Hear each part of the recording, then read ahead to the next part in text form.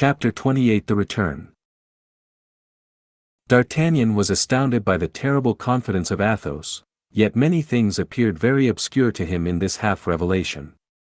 In the first place, it had been made by a man quite drunk to one who was half drunk, and yet, in spite of the uncertainty which the vapor of 3 or 4 bottles of Burgundy carries with it to the brain, D'Artagnan, when awaking on the following morning, had all the words of Athos as present to his memory as if they then fell from his mouth, they had been so impressed upon his mind. All this doubt only gave rise to a more lively desire of arriving at a certainty, and he went into his friend's chamber with a fixed determination of renewing the conversation of the preceding evening, but he found Athos quite himself again, that is to say, the most shrewd and impenetrable of men. Besides which, the Musketeer, after having exchanged a hearty shake of the hand with him, broached the matter first. "I was pretty drunk yesterday, D'Artagnan," said he. "I can tell that by my tongue, which was swollen and hot this morning, and by my pulse, which was very tremulous. I wager that I uttered 1,000 extravagances." While saying this, he looked at his friend with an earnestness that embarrassed him. "No," replied D'Artagnan, "if I recollect well what you said, it was nothing out of the common way." "Ah, you surprise me. I thought I had told you a most lamentable story." And he looked at the young man as if he would read the bottom of his heart. "My faith," said D'Artagnan, "it appears that I was more drunk than you, since I remember nothing of the kind." Athos did not trust this reply, and he resumed, "You cannot have failed to remark, my dear friend, that everyone has his particular kind of drunkenness, sad or gay. My drunkenness is always sad, and when I am thoroughly drunk my mania is to relate all the lugubrious stories which my foolish nurse inculcated into my brain. That is my failing, a capital failing, I admit, but with that exception, I am a good drinker." Athos spoke this in so natural a manner that D'Artagnan was shaken in his conviction. "It is that, then," replied the young man, anxious to find out the truth, "it is that, then, I remember as we remember a dream.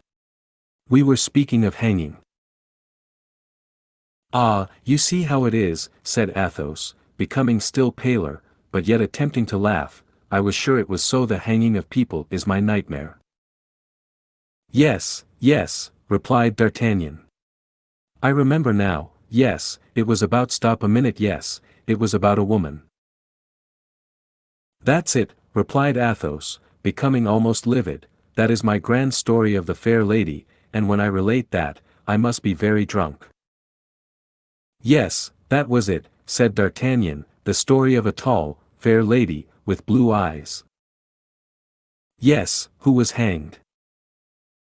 "By her husband, who was a nobleman of your acquaintance," continued D'Artagnan, looking intently at Athos. "Well, you see how a man may compromise himself when he does not know what he says," replied Athos, shrugging his shoulders as if he thought himself an object of pity. "I certainly never will get drunk again, D'Artagnan, it is too bad a habit." D'Artagnan remained silent, and then changing the conversation all at once, Athos said, "By the by, I thank you for the horse you have brought me." "Is it to your mind?" asked D'Artagnan. "Yes, but it is not a horse for hard work." "You are mistaken, I rode him nearly 10 leagues in less than an hour and a half, and he appeared no more distressed than if he had only made the tour of the place Saint Sulpice." "Ah, you begin to awaken my regret." "Regret?" "Yes, I have parted with him." "How?" "Why, here is the simple fact. This morning I awoke at 6 o'clock. You were still fast asleep, and I did not know what to do with myself. I was still stupid from our yesterday's debauch. As I came into the public room, I saw one of our Englishmen bargaining with a dealer for a horse, his own having died yesterday from bleeding. I drew near, and found he was bidding 100 pistoles for a chestnut nag. 'Pardieu,' said I, 'my good gentleman, I have a horse to sell, too. Aye, and a very fine one. I saw him yesterday, your friend's lackey was leading him. Do you think he is worth 100 pistoles? Yes. Will you sell him to me for that sum? No, but I will play for him. What? At dice. No sooner said than done, and I lost the horse. Ah, ah. But please to observe I won back the equipage, cried Athos. D'Artagnan looked much disconcerted. This vexes you, said Athos. Well, I must confess it does, replied D'Artagnan. That horse was to have identified us in the day of battle. It was a pledge, a remembrance. Athos, you have done wrong. But, my dear friend, put yourself in my place, replied the Musketeer. I was hipped to death, and still further, upon my honor, I don't like English horses. If it is only to be recognized, why the saddle will suffice for that, it is quite remarkable enough. As to the horse, we can easily find some excuse for its disappearance. Why the devil? A horse is mortal, suppose mine had had the glanders or the farcy. D'Artagnan did not smile.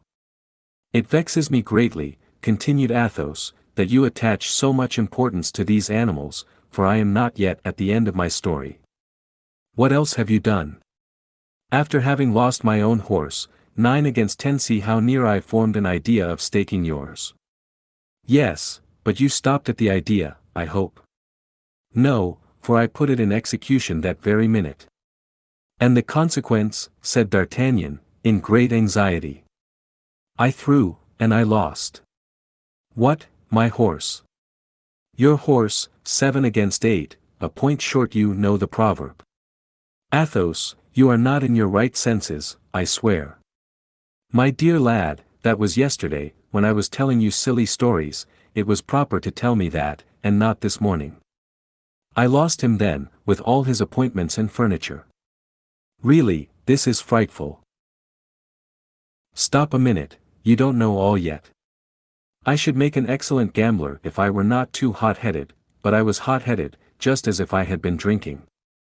Well, I was not hot-headed then. Well, but what else could you play for?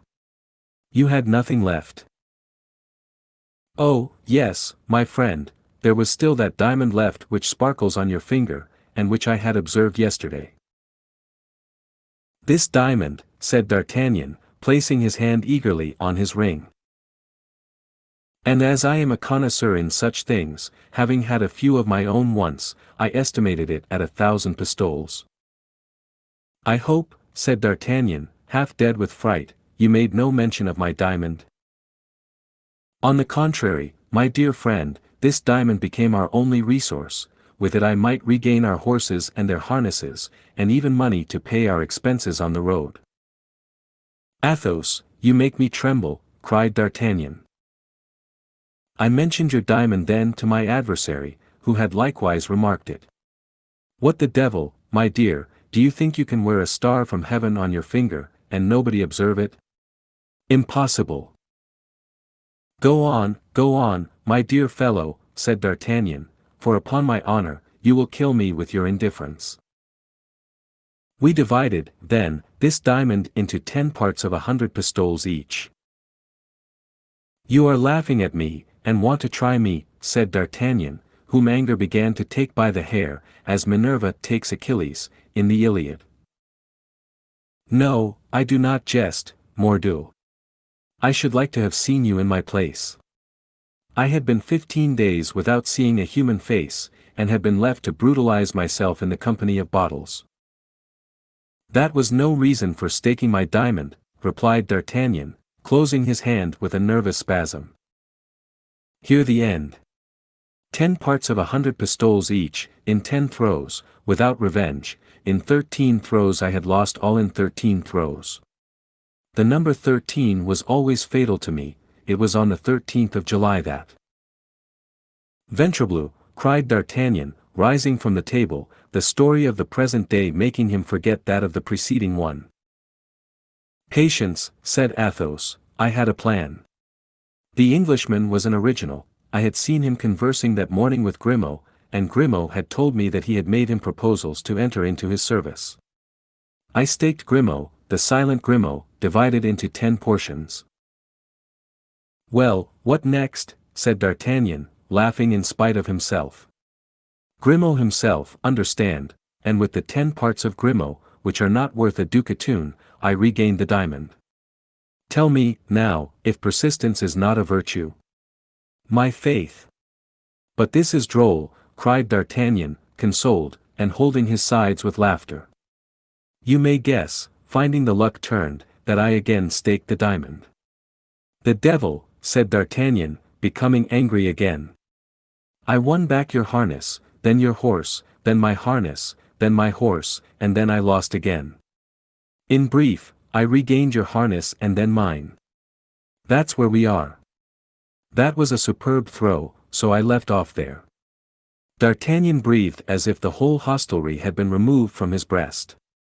Then the diamond is safe, said he, timidly. Intact, my dear friend, besides the harness of your Bucephalus and mine.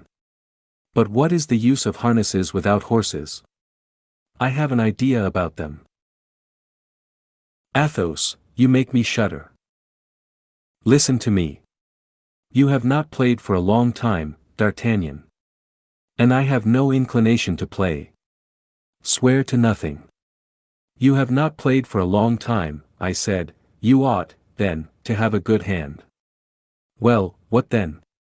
Well, the Englishman and his companion are still here. I remarked that he regretted the horse furniture very much.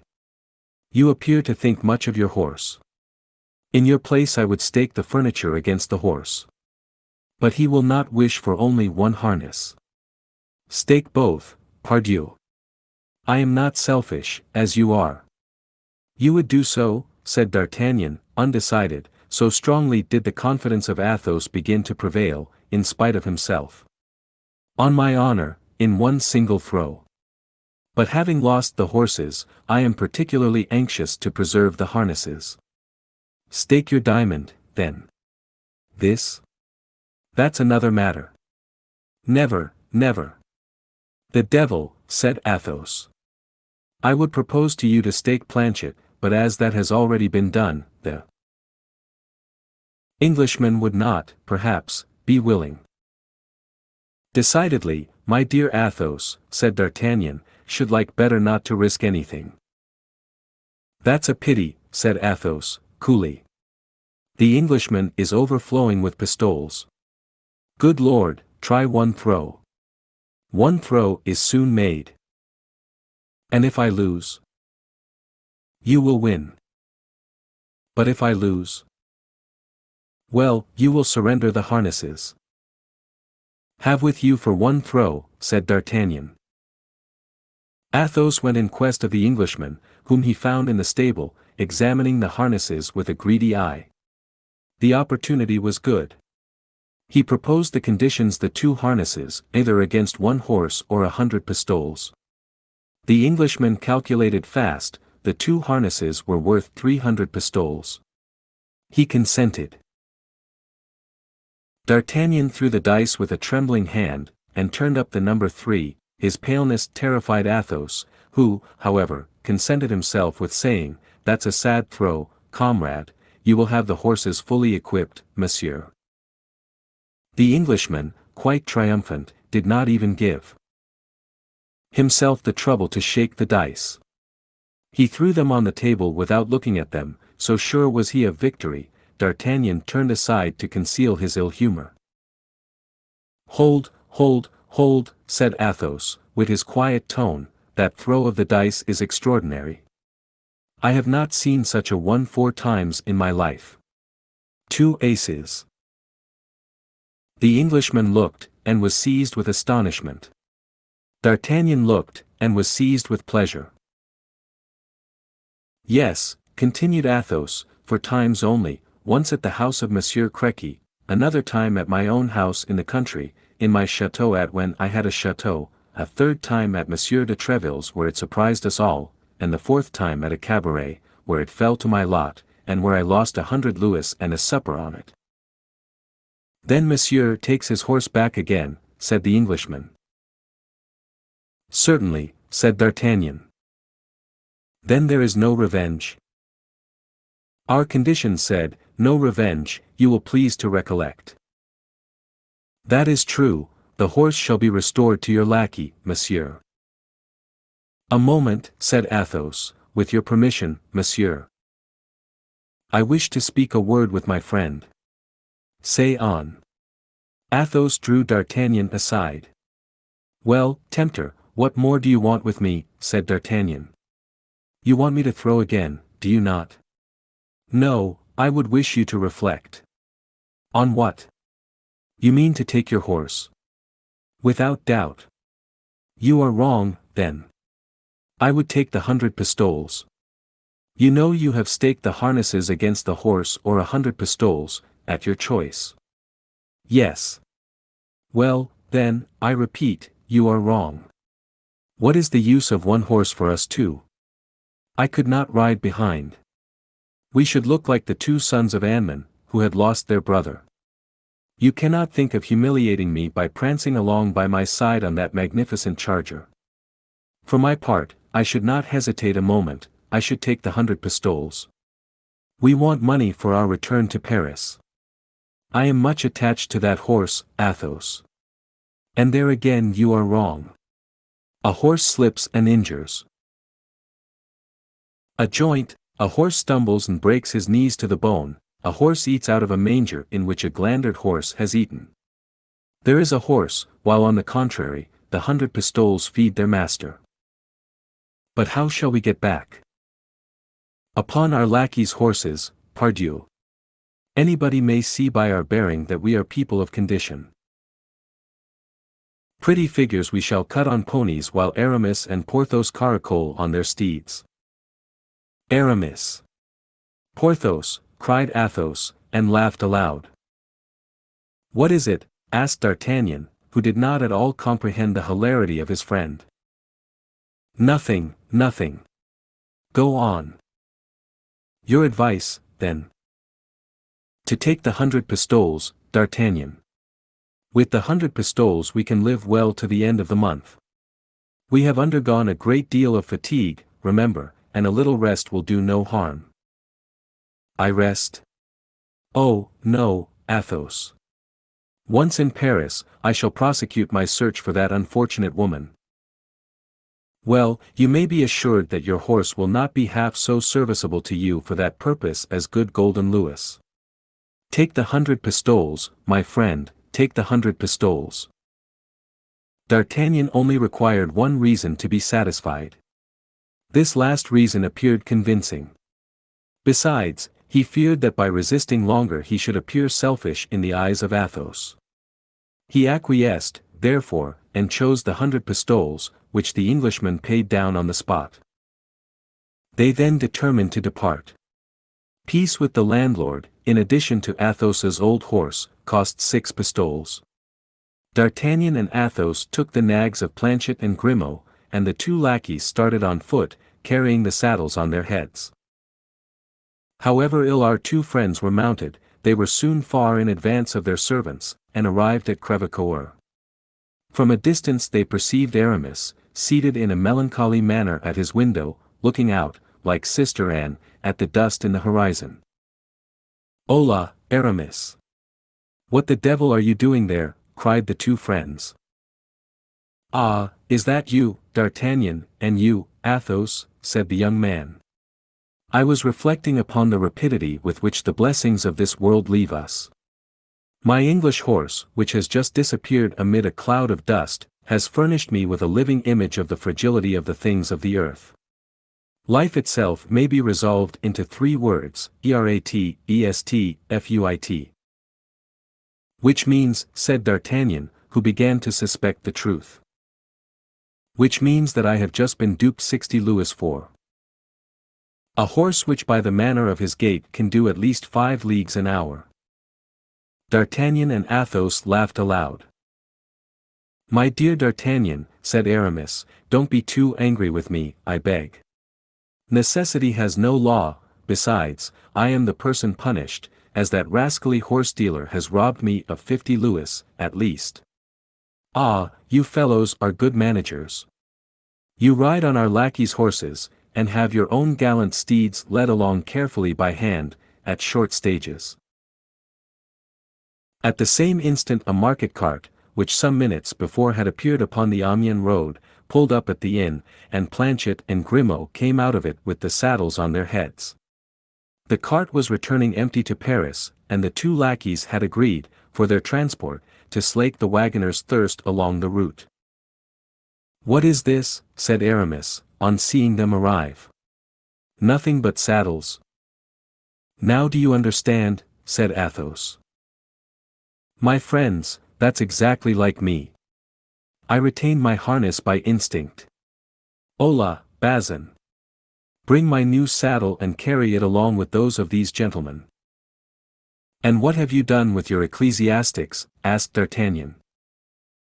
"My dear fellow, I invited them to a dinner the next day," replied Aramis. "They have some capital wine. Here please to observe that in passing. I did my best to make them drunk.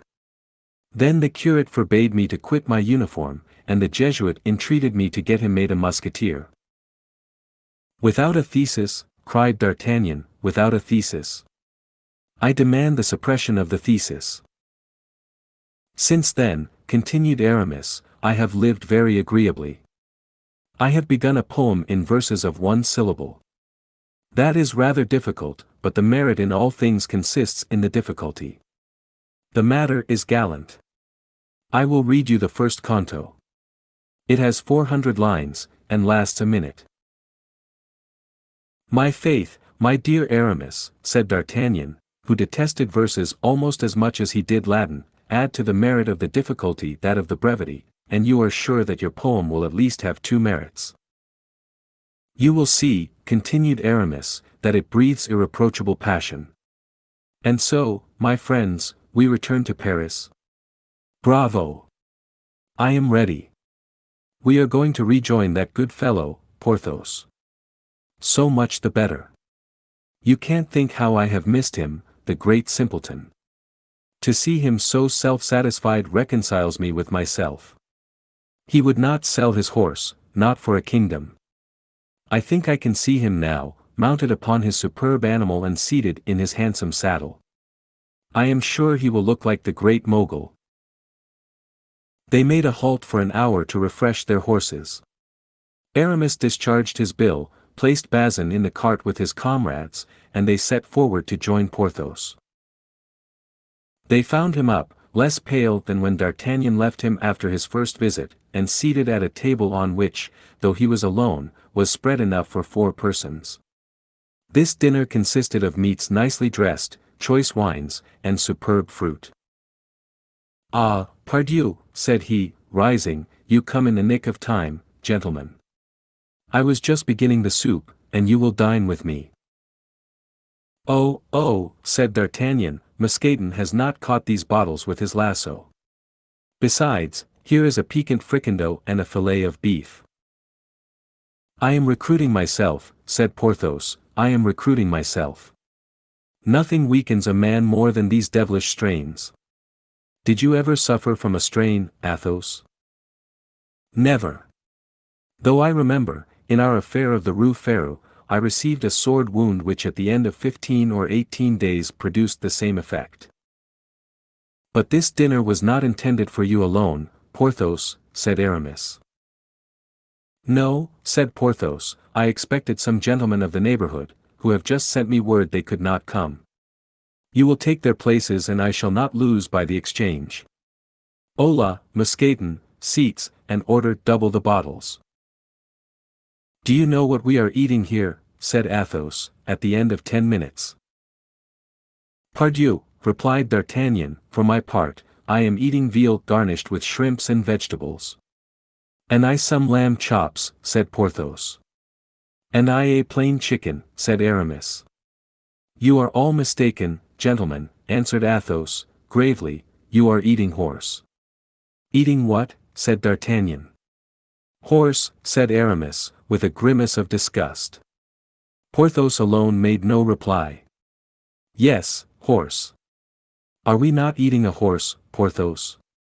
And perhaps his saddle, therewith." "No, gentlemen, I have kept the harness," said Porthos. "My faith," said Aramis, we are all alike. One would think we had tipped the wink. What could I do, said Porthos. This horse made my visitors ashamed of theirs, and I don't like to humiliate people. Then your Duchess is still at the waters? Asked D'Artagnan. Still, replied Porthos. And, my faith, the governor of the province one of the gentlemen I expected. Today seemed to have such a wish for him, that I gave him to him. Gave him? Cried D'Artagnan. My God, yes, gave, that is the word, said Porthos, for the animal was worth at least 150 louis, and the stingy fellow would only give me 80. Without the saddle, said Aramis. Yes, without the saddle. You will observe, gentlemen, said Athos, that Porthos has made the best bargain of any of us. And then commenced a roar of laughter in which they all joined, to the astonishment of poor Porthos, but when he was informed of the cause of their hilarity, he shared it vociferously according to his custom. There is one comfort, we are all in cash, said D'Artagnan. Well, for my part, said Athos, I found Aramis's Spanish wine so good that I sent on a hamper of 60 bottles of it in the wagon with the lackeys. That has weakened my purse. And I, said Aramis, imagined that I had given almost my last sou to the church of Montdidier in the Jesuits of Amiens, with whom I had made engagements which I ought to have kept. I have ordered masses for myself, and for you, gentlemen, which will be said, gentlemen, for which I have not the least doubt you will be marvellously benefited. And I, said Porthos, do you think my strain cost me nothing, without reckoning Mousqueton's wound, for which I had to have the surgeon twice a day, and who charged me double on account of that foolish Mousqueton having allowed himself a ball in a part which people generally only show to an apothecary, so I advised him to try never to get wounded there any more. I, said Athos, exchanging a smile with D'Artagnan and Aramis, it is very clear you acted nobly with regard to the poor lad, that is like a good master. In short, said Porthos, when all my expenses are paid, I shall have, at most, 30 crowns left. And I about 10 pistoles, said Aramis. Well, then it appears that we are the Croesuses of the society. How much have you left of your 100 pistoles, D'Artagnan? Of my 100 pistoles? Why, in the first place I gave you 50. You think so?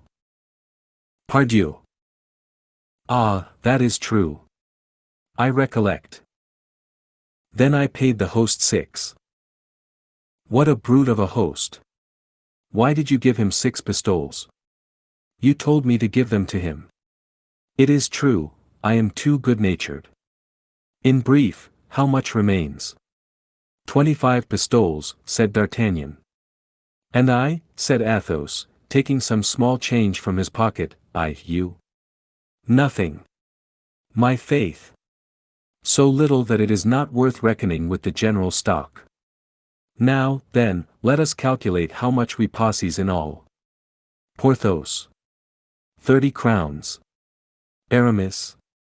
10 pistoles. And you, D'Artagnan? 25. That makes in all, said Athos. 475 livres, said D'Artagnan, who reckoned like Archimedes.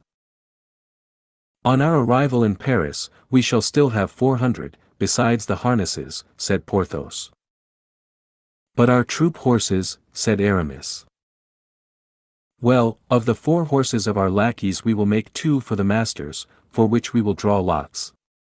With the 400 livres we will make the half of one for one of the unmounted, and then we will give the turnings out of our pockets to D'Artagnan, who has a steady hand, and will go and play in the first gaming house we come to. There. Let us dine, then, said Porthos, it is getting cold. The friends, at ease with regard to the future, did honor to the repast, the remains of which were abandoned to Mousqueton, Bazin, Planchet, and Grimaud. On arriving in Paris, D'Artagnan found a letter from M. de Treville, which informed him that, at his request, the king had promised that he should enter the company of the Musketeers. As this was the height of D'Artagnan's worldly ambition apart, be it well understood, from his desire of finding Madame Bonacieux he ran, full of joy, to seek his comrades, whom he had left only half an hour before, but whom he found very sad and deeply preoccupied. They were assembled in council at the residence of Athos, which always indicated an event of some gravity. M. de Treville had intimated to them His Majesty's fixed intention to open the campaign on the 1st of May, and they must immediately prepare their outfits. The four philosophers looked at one another in a state of bewilderment. M. de Treville never jested in matters relating to discipline. "And what do you reckon your outfit will cost?" said D'Artagnan. "Oh, we can scarcely say. We have made our calculations with Spartan economy, and we each require 1,500 livres. 4 times 15 makes 66,000 livres, said Athos. It seems to me, said D'Artagnan, with 1,000 livres each I do not speak as a Spartan, but as a procurator. This word procurator roused Porthos. Stop, said he, I have an idea. Well, that's something, for I have not the shadow of one, said Athos coolly, but as to D'Artagnan, gentlemen, the idea of belonging to OURS has driven him out of his senses. 1,000 livres. For my part, I declare I want 2,000. 4 times 2 makes 8, then said Aramis, it is 8,000 that we want to complete our outfits, toward which, it is true, we have already the saddles. Besides, said Athos, waiting till D'Artagnan, who went to thank Monsieur de Treville, had shut the door, besides, there is that beautiful ring which beams from the finger of our friend. What the devil? D'Artagnan is too good a comrade to leave his brothers in embarrassment while he wears the ransom of a king on his finger. Thank you for watching. We are dedicated to curating literature into some of the best read-along audiobooks anywhere. Please support the channel by clicking like and subscribe. As our supporters grow, we will be able to improve the quality of our publications, add better voices, and make more great books available to our viewers. If you have any requests, feel free to message us anytime. ultimateaudiobooks.com